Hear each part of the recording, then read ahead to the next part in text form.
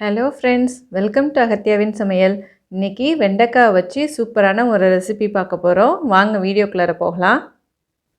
இப்போ ஒரு கடாய் வச்சுட்டு அதில் 3 டேபிள் ஸ்பூன் அளவுக்கு எண்ணெய் ஆட் பண்ணிக்கோங்க. வெண்டைக்காயை நடுவில் நேராக கீறிட்டு அதுக்கப்புறம் சின்ன சின்ன பீசஸாக கட் பண்ணி இப்போ நம்ம அதை எண்ணெயில் சேர்த்துக்கிறோம். நல்லா இதை வதக்கி விடணுங்க. அதோட கலர் சேஞ்ச் ஆகும் பாருங்கள். அந்த அளவுக்கு நம்ம இதை வதக்கி விட்டோம் அப்படின்னா தான் நமக்கு குழகுழப்பு இல்லாமல் சாப்பிட்றதுக்கும் நல்லா சாஃப்டாக இருக்கும். பாருங்கள், இந்த மாதிரி நல்லா வதக்கிட்டு இப்போ நம்ம இதை ஒரு பிளேட்டுக்கு மாற்றிக்கலாம்.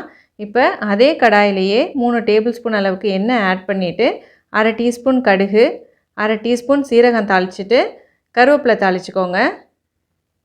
மீடியம் சைஸ் பெரிய வெங்காயம் ஒன்று எடுத்து நல்லா கிரைண்ட் பண்ணி வச்சுருக்கேங்க.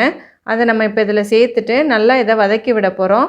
அடுத்து நம்ம இஞ்சி பூண்டு பேஸ்ட்டு சேர்க்கணுங்க. 1 டீஸ்பூன் அளவுக்கு நான் இஞ்சி பூண்டு பேஸ்ட் ஆட் பண்ணியிருக்கேன். இதோட பச்சை வாசனை போகிற அளவுக்கு இதை நல்லா வதக்கி விடணும். 2 மீடியம் சைஸ் தக்காளியை லைட்டாக கிரைண்ட் பண்ணி எடுத்துருக்கேங்க. நம்ம அரிஞ்சு போடுறத விட இந்த மாதிரி போட்டோம் அப்படின்னா நமக்கு வெண்டைக்காயோட ஒன்று சேர்ந்து இருக்குங்க. அதிகமாக கிரேவியும் கிடைக்காது, உங்களுக்கு நல்லா சேர்ந்த மாதிரி இருக்கும். 1/4 டீஸ்பூன் மஞ்சள்தூள் ஆட் பண்ணிக்கோங்க. 1 டீஸ்பூன் மிளகாத்தூள், 1/2 டீஸ்பூன் தனியாத்தூள், 1 டீஸ்பூன் சீரகத்தூள், 1 டீஸ்பூன் கரம் மசாலா.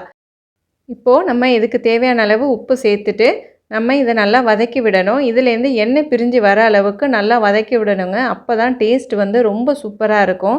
ஒரு 2 நிமிஷத்துக்கு இதை நல்லா வதக்குங்க. பாருங்கள் எவ்வளோ நல்லா எண்ணெய் பிரிஞ்சு வந்திருக்கு. இப்போ நமக்கு தேவையான அளவு தண்ணி ஆட் பண்ணிக்கலாம். இது நம்ம கிரேவி மாதிரி வைக்க போகிறது இல்லைங்க, கொஞ்சம் பெரட்டின மாதிரி தான் இருக்கும். நான் அரை டம்ளர் அளவு தான் நான் தண்ணி ஆட் பண்ணியிருக்கேன். தண்ணி ஆட் பண்ணி ஒரு 2-3 நிமிஷத்துக்கு நல்லா கொதிச்சிருச்சிங்க. இப்போ ஒரு அரை டீஸ்பூன் அளவுக்கு சீனி ஆட் பண்ணிவிட்டு நம்ம வதக்கி வச்சுருக்க வெண்டைக்காய், இது 1/4 கிலோ அளவுக்கு இருக்குங்க நான் செஞ்சது. அந்த வெண்டைக்காயை இப்போ நம்ம இதில் ஆட் பண்ணிக்கலாம். மசாலாவோட நல்லா கலந்து விட்டுட்டு நம்ம இதை மூடி போட்டு ஒரு 2-3 நிமிஷத்துக்கு சிம்மிலே வச்சு கொதிக்க விட போகிறேங்க. அப்போ தான் வெண்டைக்காயில் இந்த உப்பு காரம் எல்லாம் நல்லா இறங்கும். இப்போ ஓப்பன் பண்ணி பார்க்கலாம். பாருங்கள், சூப்பரான வெண்டைக்காய் மசாலா ரெடி ஆகிடுச்சு. இந்த ரெசிபியை மறக்காமல் உங்கள் வீட்டில் ட்ரை பண்ணி பாருங்கள். இந்த வீடியோ உங்களுக்கு பிடிச்சிருந்ததுன்னா என்னோடய சேனலை லைக் பண்ணுங்கள், ஷேர் பண்ணுங்கள், சப்ஸ்கிரைப் பண்ணுங்கள்.